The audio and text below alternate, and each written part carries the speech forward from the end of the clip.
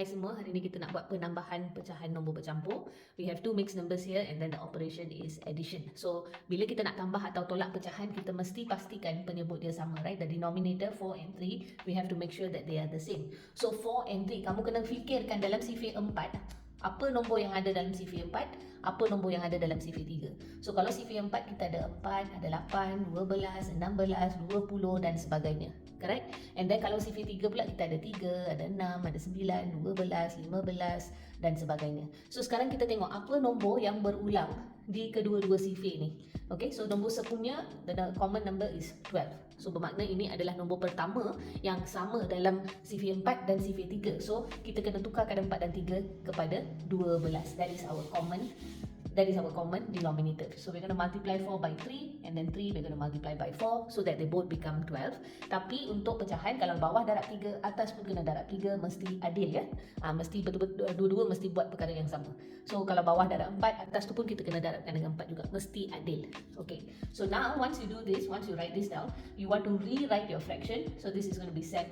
3 times 3 is 9 over 4 times 3 is 12. Plus 2 ni turun, 1 darab 4, 4, 3 darab 4, 12. So, tengok penyebut dah sama. Once the denominator is same, penyebut dah sama, kita boleh tambahkan nombor bulat dia. 7 tambah 2 sama dengan berapa? 9. So, that's 9. And then 9 plus with 4, that's going to give us 13 over 12. Okay, now apa yang kamu kena tahu ialah pecahan 13 per 12 ni, angka yang ke atas ni lebih besar, right? It's bigger. Correct? So if the top number, the numerator is bigger than the denominator, this is an improper fraction. Ini kita panggil sebagai, this one we will call this as improper fraction. Okay? Improper fraction means pecahan tak wajar. Dan semua pecahan tak wajar boleh berubah kepada pecahan nombor bercampur. So we're going to keep the 9 as it is. Okay, 9 ni kekalkan. 13 per 12 ni kita tukarkan kepada pecahan nombor bercampur iaitu 1 per 12. Okay, so 1 over 12 and then this 9 and 1 we can add them up. So 9 plus 1 is going to give you 10. So that's going to give us 10, 1 over 12. So this is our final answer.